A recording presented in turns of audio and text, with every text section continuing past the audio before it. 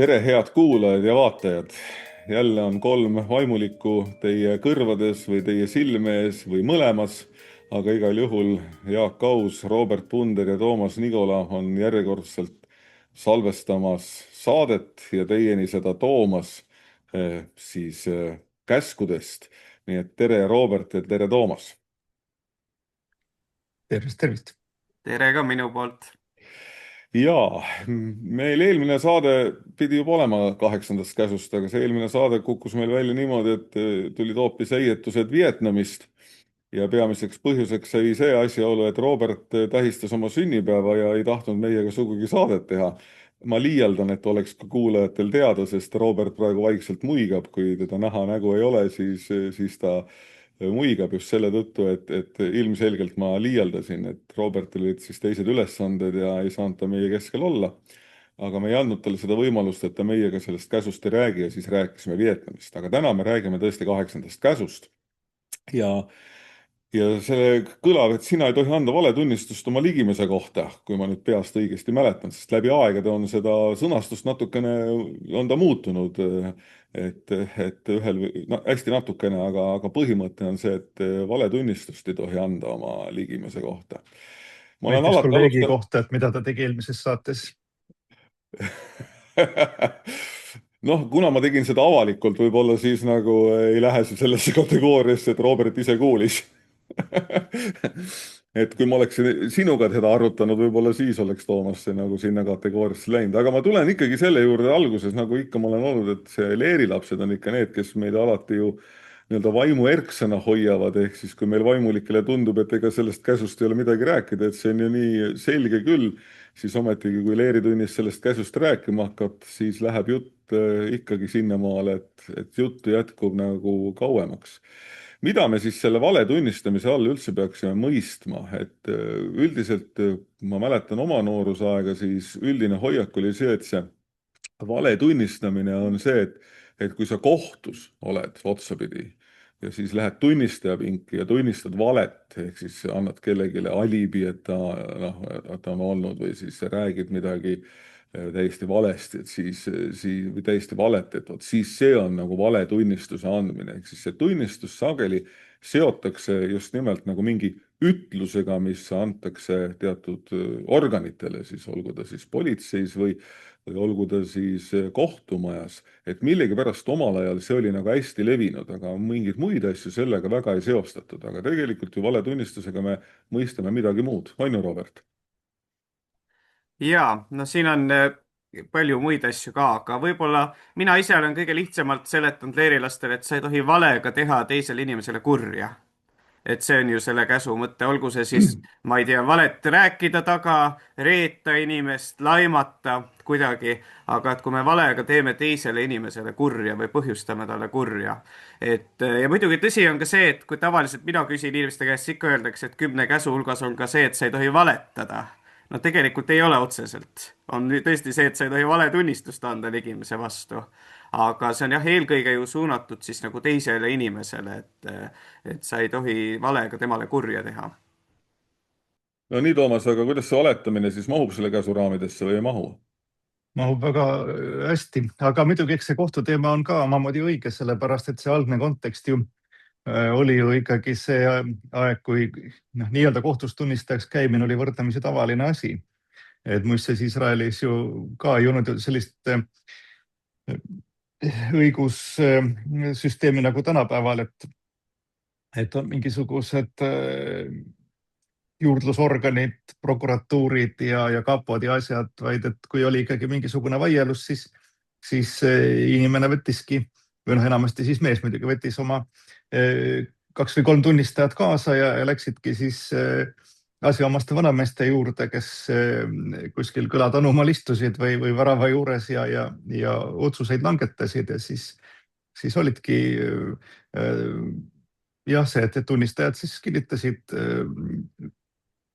või lükkasid siis ümber mingisuguseid väiteid, nii et see tunnistajaks käimine tolleaegses maailmas oli kahtlemata palju tavapärasem ja harjumuslikum asi, kui ta tänapäeval on.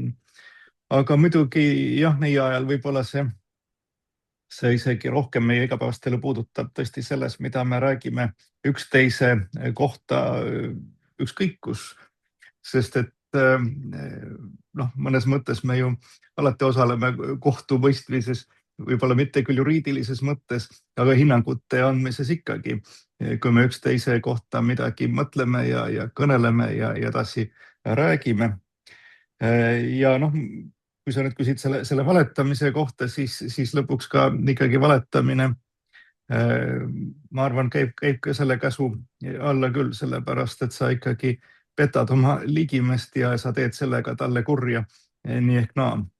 Ja kristlastena ennekõike, eks ole, kui me peame ju ennist tegija käsku, et iga teie ei olgu ei ja jah olgu jah ja rohkem polegi midagi tarvis.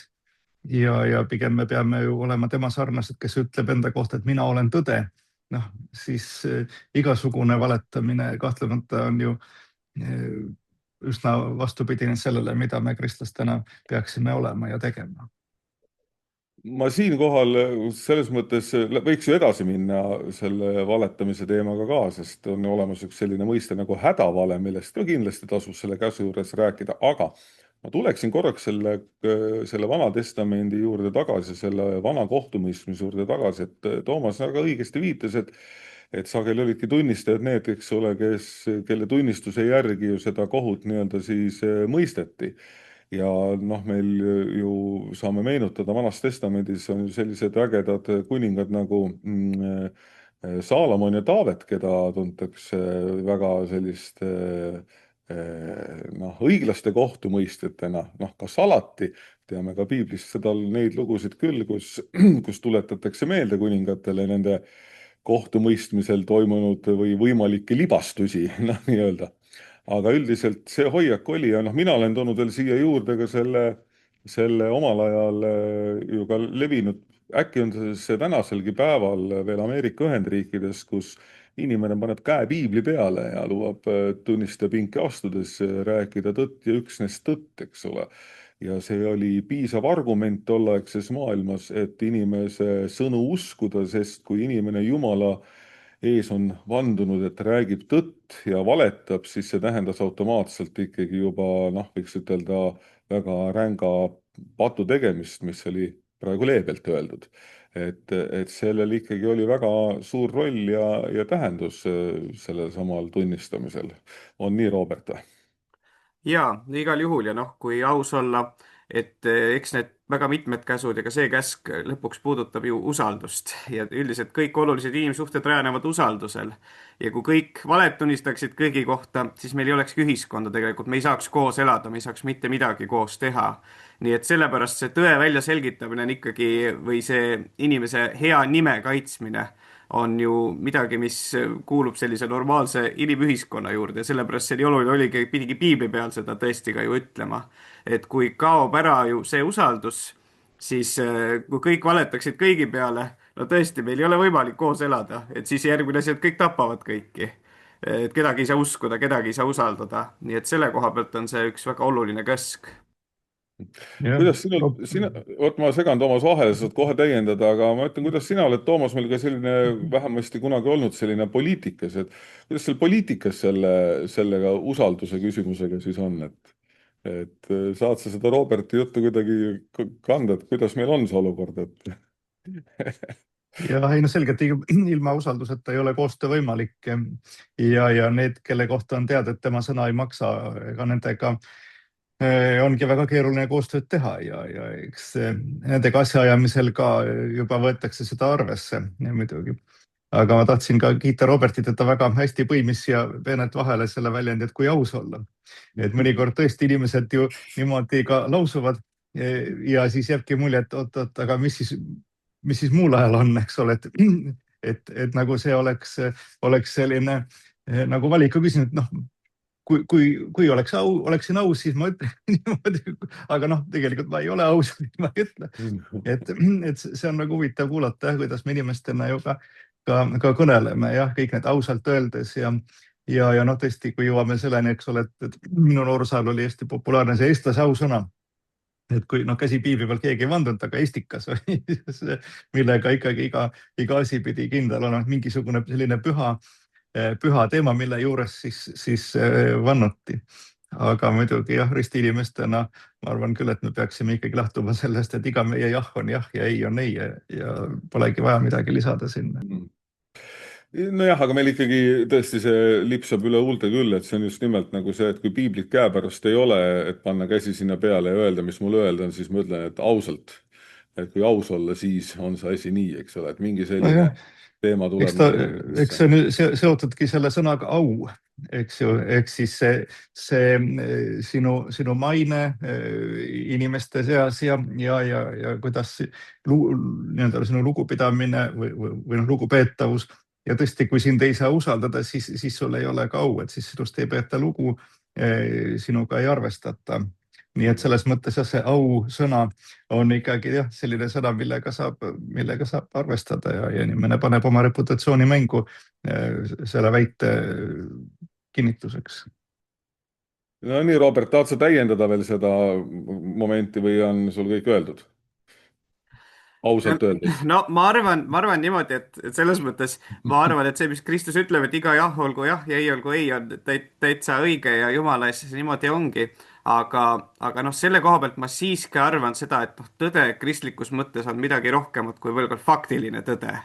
Ja noh, ma isegi ei pea silmas niivõrd nagu hädavalet, aga on tõesti võib-olla ikkagi hetki, kus võib-olla see faktiline tõde ja see, mis on tõene käitumine, ei pruugi kattuda. Et ka selle faktilise tõega võib ju ka karistada, võib haiget teha, võib ka väga palju halba teha.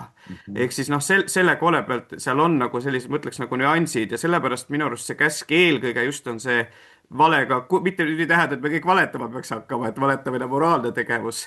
Aga ma ei mäleta, kas see oli Bonhoeffer äkki, kes kunagi tõi ka mingi näite, et kuidas on mingi klassiruum ja klassis on üks laps, kelle isa on joodik ja siis õpilane või õpetaja tahab kiusatada ja kutsub selle poisi klassi ette ja küsib kõigi ees, et kas sinu isa jõi jälle eile. Ja siis minu arust Bonhoeffer selle kuidagi seletab tõesti, et selles olukorras ei ole õige vastus jah. Et sellel õpetajal ei ole mitte mingit õigust seda niimoodi küsida ja mingit õigust niimoodi teha. Et selle koha pealt võib-olla siia juurde lihtsalt see, et mitte alati ei ole faktiline tõde see õige, mida me peame välja ütlema. Ja mõnikord võib-olla me valega ka kaitseme tõesti teist inimest, võib-olla ka teise inimese au mingis olukorras ja ma arvan, et neid olukordi on päris palju, mitte isegi ainult sõjaolukorras, aga et seal see vahe tuua sisse. No me jõuame minu järgmise küsimuseni, millele Toomas, ma saan aru, tahab juba vastama hakata, on seesama küsimus, et mis see hädavale siis sellisel juhul on, et Robert tegelikult natuke seda puudutas juba, et küll seda sõna mainimata, aga ütleme, et sinu jutus mulle näib ausalt öeldes, et sa seda teemat puudutasid või Toomas, mis see sinu mõte oli? No ausalt öeldes ma seda hädavalest võib-olla nii palju ei olekski plaanid rääkida, aga loomulikult siin kui seda teemat puudutada, siis tuleb ju mängu väärtuste hierarhia, eks ole, et tõemeelsus on oluline väärtus, aga teinekord on ka näiteks heatahtlikkus, mis võib seda mõnes olukorras üle kaaluda. Ja tõesti, kui me ka kristlastena 10 käsku loeme, siis on ju selgelt 10 käsku on nagu omal ajal sellise. Nii, Toomas, sa hangusid ära. Nagu ühiskondliku elukorralduse, kust maalt ma ära kadusin, ma ei tea, kas mind on kuulda praegu? Praegu on küll kuulda jah, et sa rääkisid sellest ühiskonnakorraldu ja siis kadus ära. Okei, ühiskonnakorralduse, jah, ma vaatan, et mul on ju vale wifi, sellepärast hangub ära, okei. Aga olgu pealegi. Et jah, et 10 käsku on omal ajal antud ju selleks, et ühiskonna elukorraldust sujuvamaks muuta ja tagada. Aga kristlastena me loeme seda ikkagi ju ka evangeeliumi valguses ja Jeesuse sõnade valguses, näiteks mäejutlusest, kus ta ikkagi seab selle nii-öelda kuldreegli valguses, et kui hõbereegel on see, et ära tee teisele kurja, siis kuldreegel on see, et tee teisele head, eks ole, nii nagu sa tahaks, et sulle head tehtaks. Ja Martin Luther ka oma katekismuses ju seda ikkagi rõhutab, et me ei peaks mitte piirduma sellega, et me liigimise kohta halba ei räägi, vaid et me püüame asju pigem nagu tema kasuks käänata ja temast head rääkida ja leida seda positiivset, et oma sõnadega liigimist mitte maha kiskuda, vaid üles ehitada, nagu Püha Paulus ilmselt ütleks selle. nüüd sa muidugi, Toomas, natuke tõmbasid mul vaiba alt ära selles mõttes, et ma tegelikult tahtsin hoopis läheneda teistmoodi sellele teemale, aga või noh, sellele käsitlusele mõtlesin, ma ikkagi natukene utreerin mõnda asja. ehk siis ma Olge palun.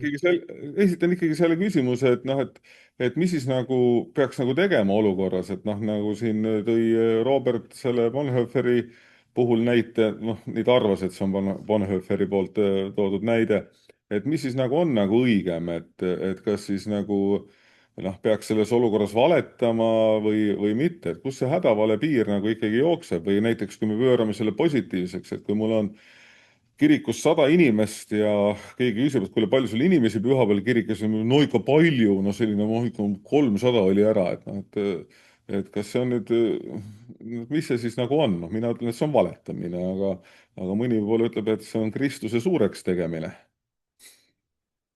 No nii, Toomas. Et kust jookseb hädavale piir?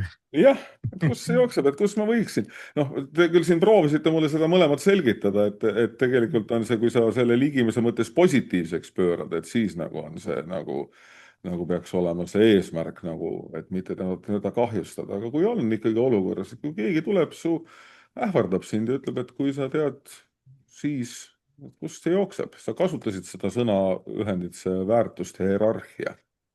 No nii ta on jah.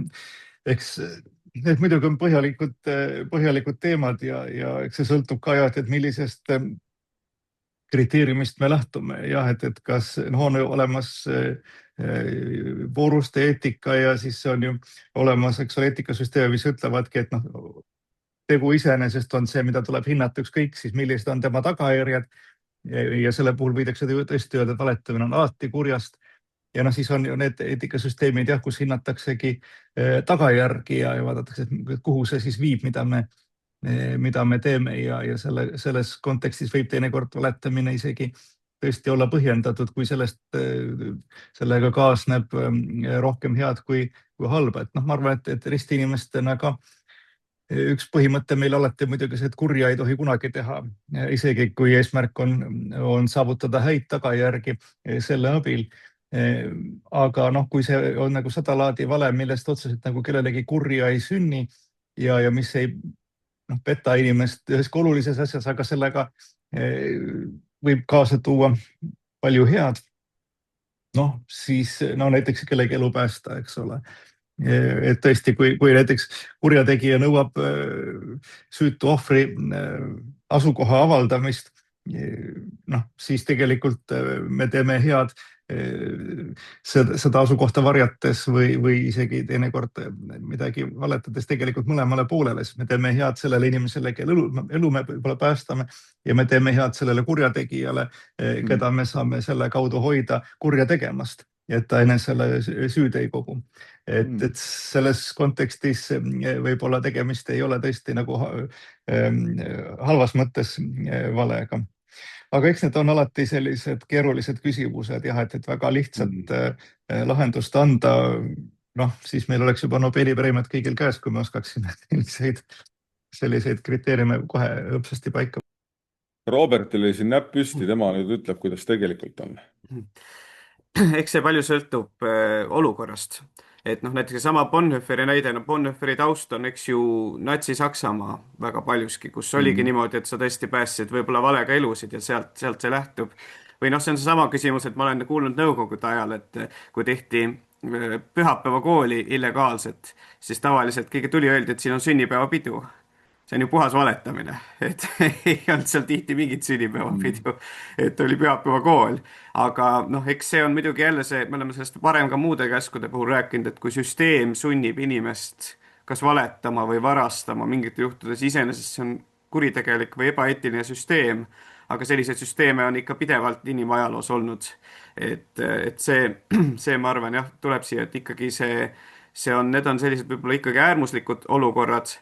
Ja ma arvan, et see Toomase loogika selles mõttes oli hea, et tõesti, et kui tuleb see mõrvar ukse taha ja sa varjad inimest, keda soovitakse mõrvata, et siis lõpuks head tuleb valega mõlemale, et üks ei tapa ja teine jääb ellu. Et seda võiks nii-öelda, ehkki Kant muidugi ütleks, et sa peaksid tõtt rääkima. Sest et kunagi ei tohi valetada, sest et kui sa valetad, siis sa peaksid soovima, et kõik inimesed valetaksid samasugustes olukordades. aga noh, tõsi on see, et võib-olla ongi see, et ka väga mitmes mõttes ju 10 käsku ja ka see, mis Jeesus räägib, on ju ideaal. Ideaal, mille poole me liigume, ideaal, mis ei puuduta meid ainult üksikute isikutena, vaid mis puudutab tõesti ka kogukondi ja ühiskondi. ja kristlus ei ole ju ainult meid puudutav, vaid meid nagu kõiki mõjutav. aga noh, fakt on see tõesti, et on need olukorrad, kus me ilmselt valega päästaksime ära selle, et sünniks veel suurem kuri.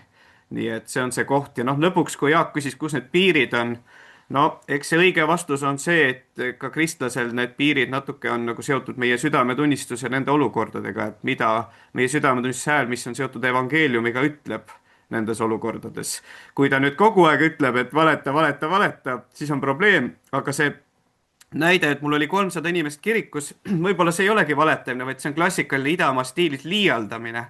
et nimelt idamaadel kiputakse liialdama kogu aeg. Et kui sa tead, et kui oli 100, siis öeldakse 300.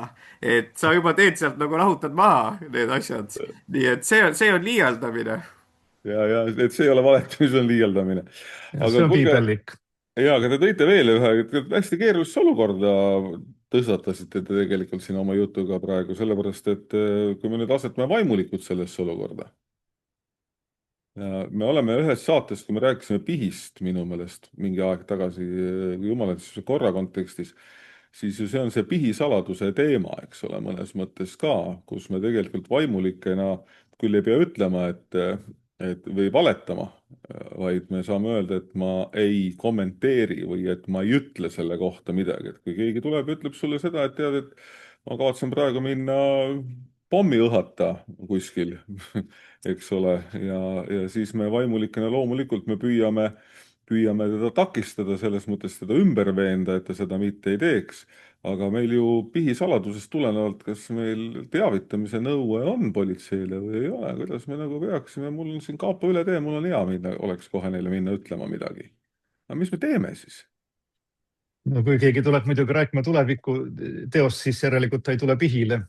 Sellepärast, et pihi eeldus on see, et inimene kahetseb kurja, mida ta on teinud. Aga kui ta on teinud, siis keerame selle nüüd niipidi, kui ta on teinud. Kui ta on teinud, siis loomulikult kehtib pihisaladus ja see on ikkagi absoluutne jah, nii et kui inimene ka ise pärast tuleb meie juurde selle jutuga, et kuule, et mäletad, ma pihil rääkisin sulle seda või teist, siis vaimulik teeb, ahaa, ei, ma ei mäleta, ei tea midagi sellest. Aga no siin tulebki ju see, et valetamise vastand ei ole ju kõige rääkimine, eks ole, et on ju asju, mille kohta on täiesti õiguspärane ka öelda, et see on asi, millest ma ei saa rääkida ja muuhulgas jah, tõesti kõik, mis puudutab nagu pihti, ka pihil käijaid, eks ole, et kes on pihil käinud, kas tema on su juures käinud või niimoodi, no vabandust, aga seda laadi asjad ei ole need, millest ma saaksin rääkida, eks ole. Et see on jah, mingid asjad on ikkagi, rääkimata jätmine võib olla täiesti õiguspärane. Ja et rääkimata jätmine ei ole alati valetamine, eks ole.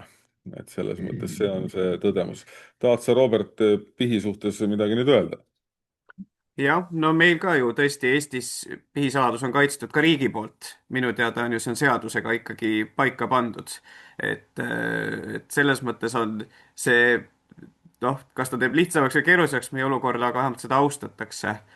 Aga noh, ma ei tea, kuidas nõukogude ajal oli pihisaladusega, et see on see hea küsimus, et vaevalt, et see kaitstud oli, et siis sa otseselt valetad ja ei jaga teavet riigile ja riik oli üldse kõige olulisem ja aga selle koha pealt see jah, nagu Toomas ütles, see peab olema absoluutne, sest see loob samas ka turvalisuse inimese jaoks. Et kui see on niimoodi, et et seal on 20 aga, siis noh, ja lõpuks ju vaimulikuna sa saad tõesti ju küsida või rääkida või suunata inimest, aga see saladus peab siis ka olema absoluutne, et inimesel tekiks turvalisus tulla. Jaa, no nüüd me oleme rääkinud natuke aega sellest nii-öelda valetamisest ja vale tunnistamisest just nimelt sellise õiguse mõistmise või ka siis mingite konkreetsete olukordade näite puhul, et kas siis hädavale on või ei ole. Aga läheme natuke nüüd igapäevasesse ellu, millega inimesed ka tegelevad ju tegelikult, on see, et meil on ta põgusalt läbi käinud, aga lihtsalt, et oleks asi nagu klaar. See on siis seotud selle sama valetunnistuse andmisega, mitte enam kohtumõistmise, vaid näiteks see, kui maakeeli öeldakse lihtsalt, kui klatšitakse üksteist või kui sõbrannad või sõbrad saavad õhtul kokku ja hakkavad kolmanda persooni üle, keda kohal ei ole, või neljanda persooni üle, keda kohal ei ole, siis arutlema, et tema isikliku elu teemasid või kõike sellist või noh, kuni see jõuab siis ajakirjanduseni välja, et kus kohas meil nagu see piirjoon ikkagi nagu kas noh, piirjoon on vale võib-olla öelda, aga kus kohas see moraalne noh, nagu kompass nagu võiks nagu hakata valesti tiksuma või valesti minna. See on hästi keeruline, aga ma arvan, et meil siiski mingid põhimõtted kindlasti vaimulikena siinkohal oleks ju välja öelda või kuidas, Robert?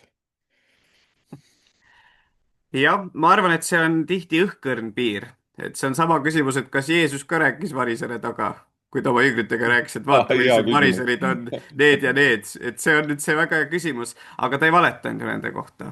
Et ta rääkis ju mingitest tegudest, mis on päris tehtud teod, tehtud mõtted, et ta ei valetanud nende kohta kurja. Ta ei valetanud seda ka, et nad on nii head ja toredad, noh alati, aga ta ei teinud ka seda nagu suuremaks, et võib-olla see on nagu üks koht. Et kui me räägime midagi, mis on tõene, mis on fakt, noh, siis me paratamatult analüüsime ennast, analüüsime teisi, et see on nagu paratamatus.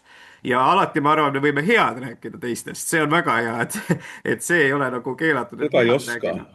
Jah, aga head tavaliselt ei tule, et aga noh, võib-olla tõesti see koht on ka see, mulle tundub, et see on see koht, kus võib-olla mõnikord ka näiteks liialdamine on see valetunnistuse andmine. Et mõne inimese puhul, et jah, tal võivad need asjad olla, aga kui me ka liialdame või kui me otseselt mõtleme sinna juurde valet või kui meil on teadlik eesmärk kahju teha sellele inimesele, noh, kellegi teise silmis, noh, teadlik selline eesmärk. Et ma arvan, seal on tõesti mingid need põhimõtted ja reeglid. Et see, aga noh, vahel mulle tundub samas, et noh, minnakse, et kõik on nagu tagarääkimine. Et no tõesti, siis võib öelda küll, et Jeesus rääkis ka variseridest taga ikka päris palju. Aga seal on just ka see, et kas see inimene, kellest me räägime, kas me suudame armastusega temasse suhtuda või kas me suudame head mõelda temast või kas me suudame leida head temas, et ma arvan, seal on mingid sellised suunavad asjad, mis on just meie jaoks vajalikud, et me ei ületaks seda piiri, sest ma arvan, et see valetunnistuse andmine, et see on sõltuvust tekitav asi ja kui inimene ka seda tegema hakkab, siis see nagu muutubki selleks, et sellepärast on see nagu niivõrd ohtlik. Aga sa saad jälgijaid ju. Jälgijaid, jah? Jah, Nojah, aga võib-olla ei ole hea, kui kõik jälgivad. Ei tasu. See rahaliselt võib sisse tuua midagi, kui sind jälgitakse piisavalt palju. Aga see võib teha hingele kahju.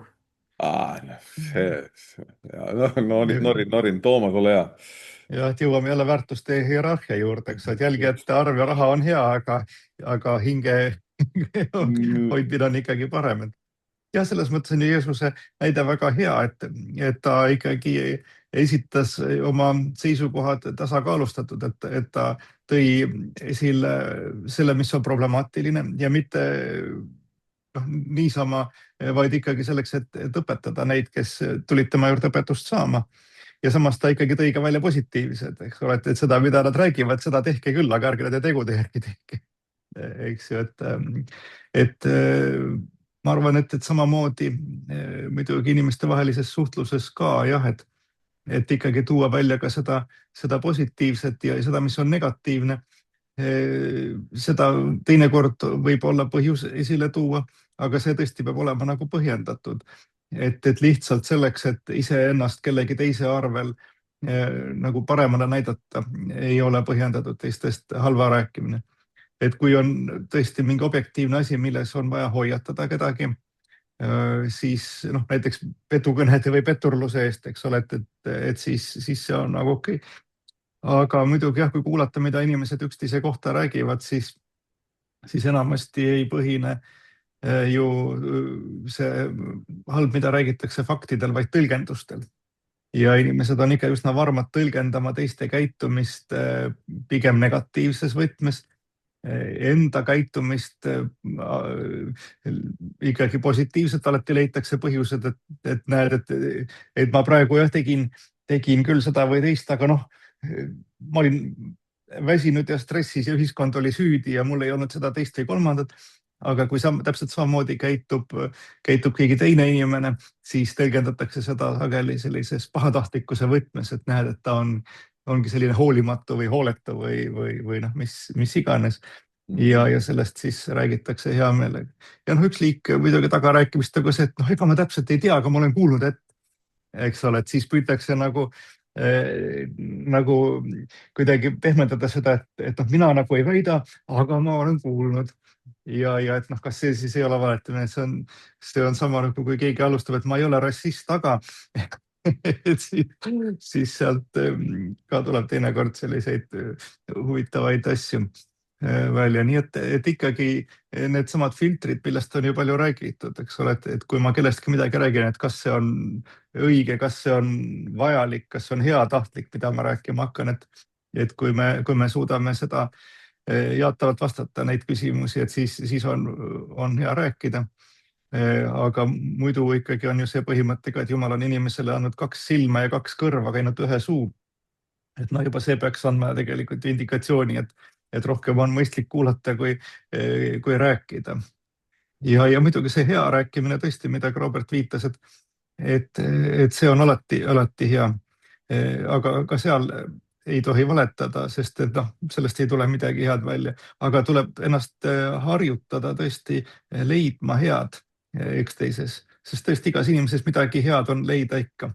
ja me ju inimestena ka alateadlikult ju kujundame oma hoiakuid ja käitumist selle järgi, millisena me näeme ennast, eks ole, maailmast vastu peegeldumas. ja kui inimesed leiavad meist positiivset ja kõnelevad meist head, siis me ka ise saame helgemaks ja paremaks inimeseks. nii et see, et kui me kedagi taga räägime, siuname, siis see ei tee küll kedagi paremaks, aga hea esiletoomine võib muuta maailma tõesti päriselt paremaks. Teid kuulates siin, kui meil oleks selline saade, kus saaks muusikapalasid vahele valida, siis ma valiksin Tihemetsa Tiina laulu praegu. Kes teavad, Robert ilmselt ei tea. Tead? Ei tea. Mare Pihlak saab panna vahepeal seal. Jah, Tihemetsa Tiina laul oli see, et kas sa Tihemetsa Tiinat tead? Tean, olen kuulnud, temast rääkida võib nii mõndagi head, aga peale selle on tal ka väikesed vead. et praegu täpselt see jutt seda laulu mulle meelde tõi, et loomulikult täiesti nõus. Tahad sa, Robert, lisada siia midagi? Mulle meeldib, keeleliselt oli ikka asi naljakas, et Oos ütles, et ei tohi jah siunata, et soome keeles ju siunamine on õnnistamine.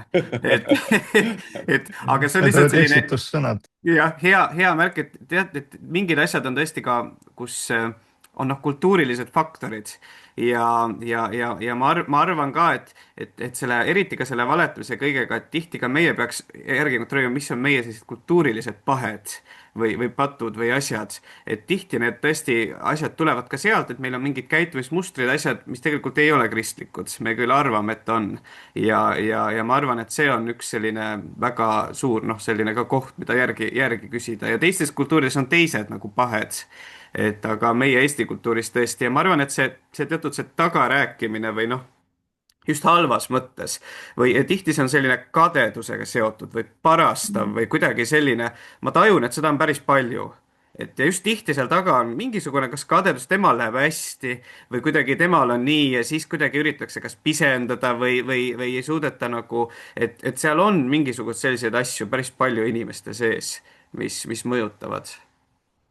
Aga kas sellega siis just nimelt ei olegi see, et kus see hetk nagu tekib, et tõesti jällegi pühakiri tuletab meile meelde, et kui sa näed, et kellelgi on midagi noh, kuidas ma ütlen, kellegi kohta midagi öeldakse või kellegi midagi teise kohta öelda, siis miks sa lähed seda arutama teise või kolmanda inimesega? Pühakiri tuletab meile meelde, et mine räägi kõigepealt oma vennaga, eks ole, et mine räägi selle inimesega, et ära hakka pisendama tema tegemisi või tema hoiakuid ja tema ütlusi või tema mõtteid, eks ole, et kui sa näed, et nendes on mingisugune viga sees, siis mine ütle kõigepealt talle endale seda, et kuule, et see ei ole nagu päris hea ja õige, eks.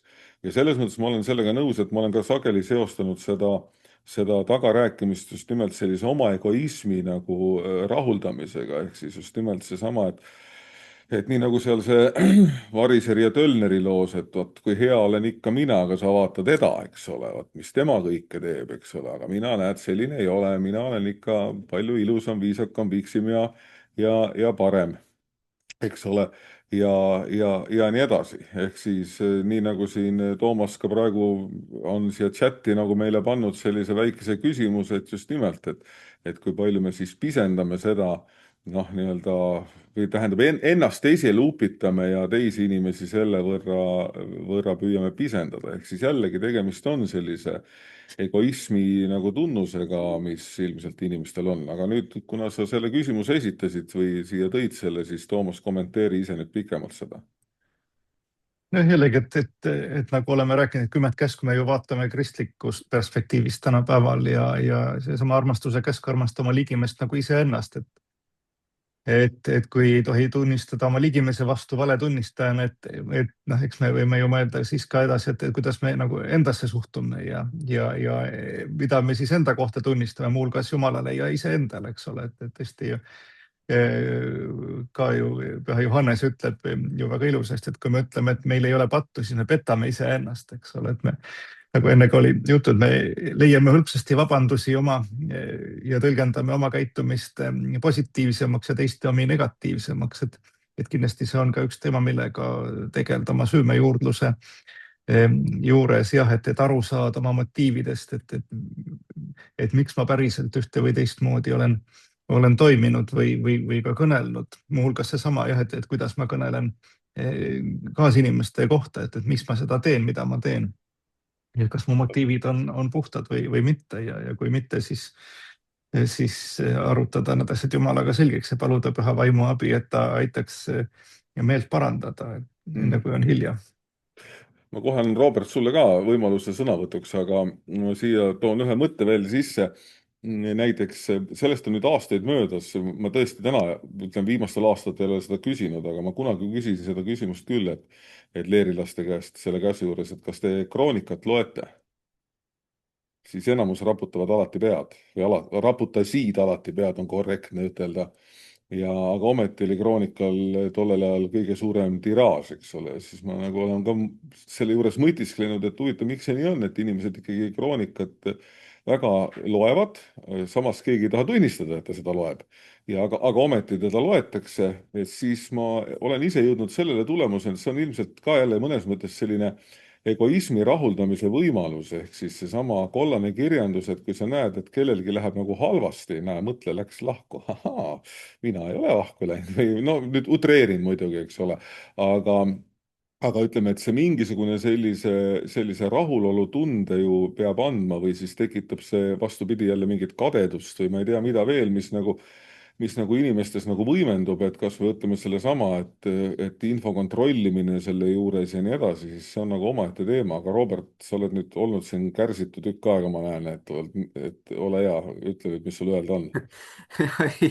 Võib-olla loetakse kroonikat, see on hästi kirjutatud, et seal võib olla palju.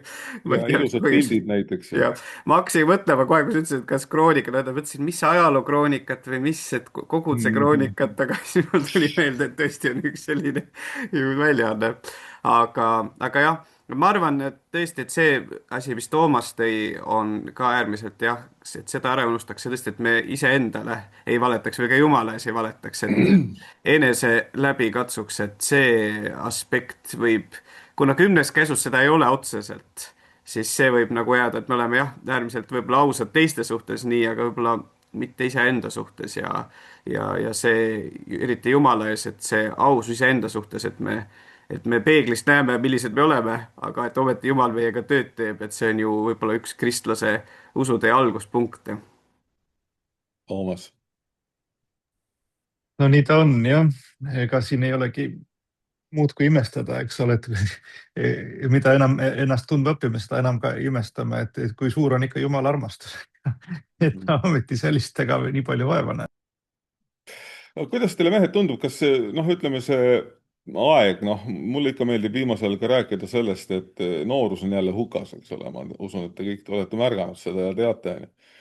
Aga sellega ju käib kaasas ikka see mõte, mida tuleb jälle meelde tuletada, et ilmselt see sõltubki iga kord ju põlvkonnast, et kui mina olin noor, siis me olime ka kindlasti hukas, vähemasti nende inimeste jaoks, kes tollel ajal meist vanemad olid.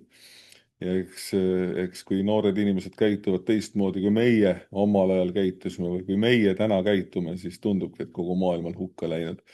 ja oleme väga mures sellepärast, et noored ripuvad hästi palju seal sotsiaalmeedias ja vaatavad igasuguseid videosid ja asju ja sageli ei teata ka, mis seal jagatakse ja kui kontrollitud või kui õige see informatsioon on. Ehk siis, kas see on tänapäeval ikkagi nagu mõnes mõttes on probleem, et seda infot tuleb nii palju peale, et tegelikult teda on väga raske kontrollida, et kus on tõde ja kus on vale, ehk siis seda eristada ei ole tänu sellele tulvale nii kerge. Et kas on probleem või on see ikkagi, et kui meil on kõik asjad kenasti paigas, et siis me tegelikult võime vaadata mida iganes ja me suudame eristada seda asja.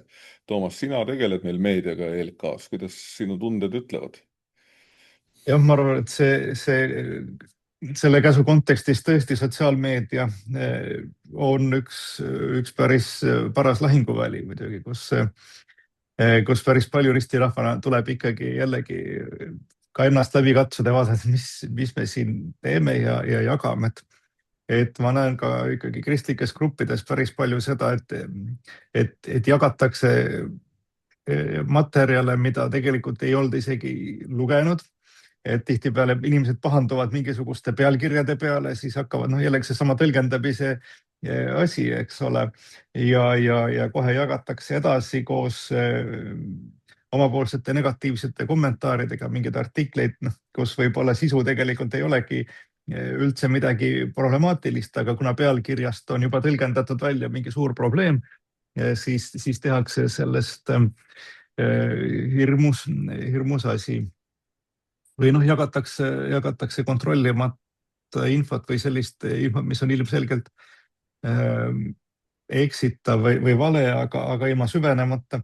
Et inimestel loomulikult on ka juba evolutsiooniliselt ikkagi olnud oluline see, et igaks juhuks parem karta kui kahetseda.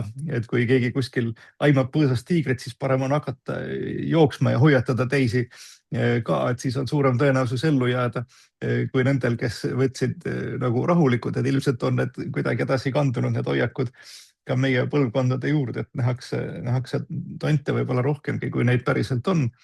Mis ei tähenda, et ei ole tiigrid üldse põõsastes, aga võib-olla mitte päris iga põõsa taga, kus neid nähakse, ei pruugi ka olla. Ja tõesti see sotsiaalmeedias postitamine, ma arvan, sinna juurde käib seesama 2 silma ja 2 kõrva ja 1 suu lugu, kuigi ka sõrmi on meil lausa 10, et võiks ju arvata, et siis selle võrra rohkem jumal tahab, et me kirjutaksime somesse asju, aga ma arvan, et pigem siiski mitte.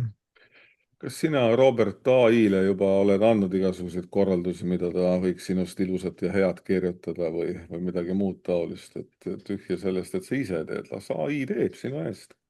Ei ole, aga ma pean küll tunnistama siin kõigi ees, tuhandete kuulajate ees, et AI teeb mul koolitundide tunnikavasid. Selles on ka süüdi Toomas Nikola, kes mulle näitas seda, et aga muud AI ei tee, võin käsi südamele öelda.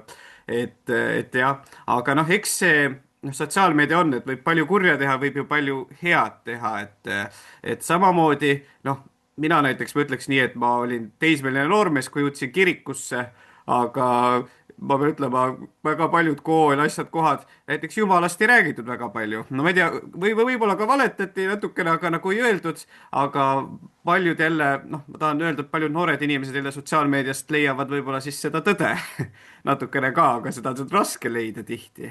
Et ehk siis ta võib nagu head ja halba teha, aga võib-olla see probleem on ikkagi tõesti ka see, et meie ühiskond on selline väärtuste ja tõekspidamiste virvarr, et natuke nagu on nagu kaduma läinud, et mis on siis tõde, mis on ka tõene käitumine või mis on tõene uskumus või tõene veendumus, et see lihtsalt peegeldub sinna sotsiaalmeediasse, et see, mis meil, ma arvan, nagu toimub, ja võib-olla ikkagi on ka nii, mulle ikkagi tundub, et meil on ka väga paljuski selline solvumiskultuur või solvumisühiskond tulnud ja tänu sellele tihti ka ju tõde ei öelda või kõik teavad küll, aga me ei ütle, aga ei tea ka enam kõik.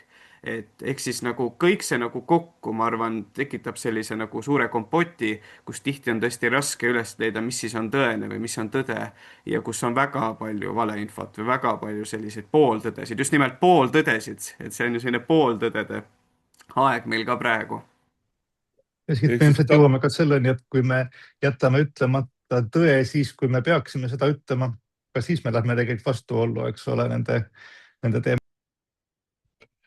ja absoluutselt, ehk siis tegelikult me jõuame selleni välja, et kui Robert ütles, et on pooltõed ja nii edasi, siis tegelikult ma ütleksin nii, et räägitakse seda, mis on kasulikum ja räägitakse sageli ka seda osa sellest tõest, mis kuidagi kas, kas mulle on kasulikum, minu erakonnale on kasulikum, kuhu iganes veel on kasulikum, ehk siis sellega sageli jäetakse noh, nagu mulje kui tõe kuulutamisest ja kõigest muust taolisest, aga jäetakse rääkimata sageli see teine pool, mis isegi sageli ei alga sõnaga aga, vaid on lihtsalt nii-öelda mugavam, kasulikum ja nii edasi, et need printsiibid nagu kehtivad ja mulle tundub, et see on ka üks selline põhialus tegelikult ka valetunnistuste andmise puhul ikkagi me jõuame selle inimeseni välja, et alati tasub ju selle juures küsida, miks ma seda teen, eks ole, miks ma räägin kellestki halba, jätan rääkimata hea,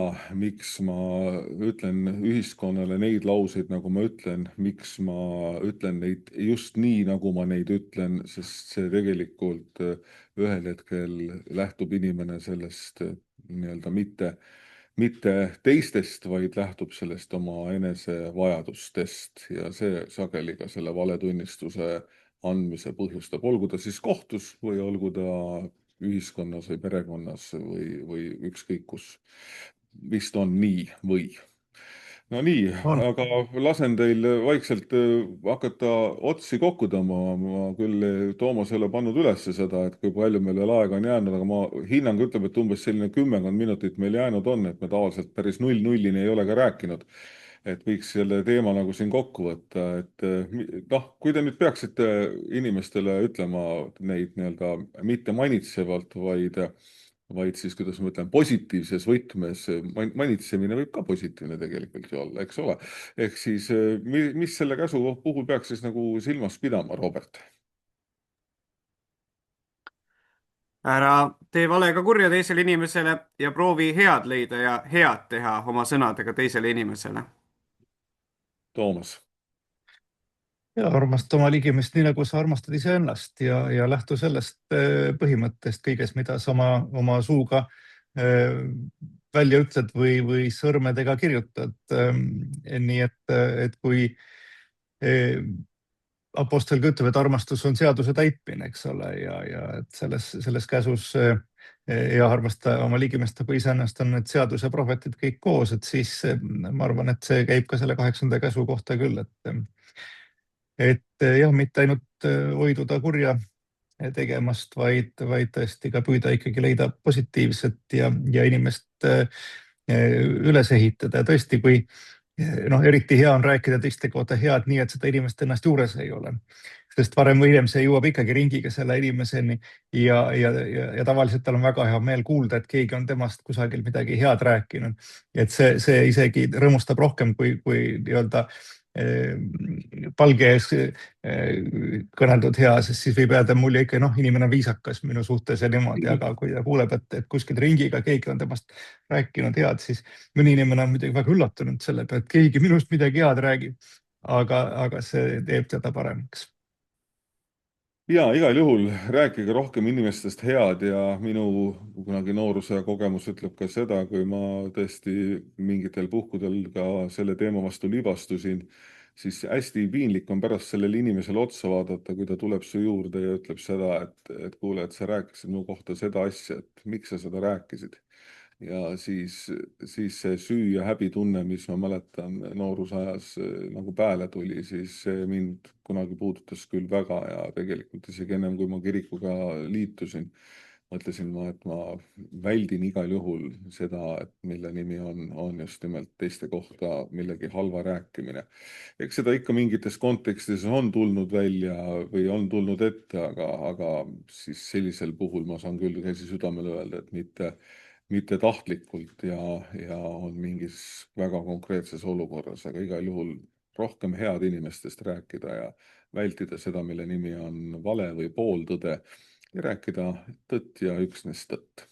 Aga meie saade on sellega läbi. Teiega koos olid vestlemas Toomas Nigala, Robert Punder ja Jaak Aus. Ja järgmisel korral on meil 9. ja mine tea, äkki on ka 10. käsk koos, äkki meil õnnestub, sõbrad, teha üks käsk nagu koos selles mõttes, et kuna me on tegemist pingutame. jah, himustamise käsuga või käskudega, et siis äkki me saame nad kokku panna, aga igal juhul ilusat päeva jätku ja ilusat õhtu jätku, ilusat tööd, sõltumata sellest, kus te olete ja rõõmsate kohtumisteni, nägemist. Kõike head. järgmise korrani.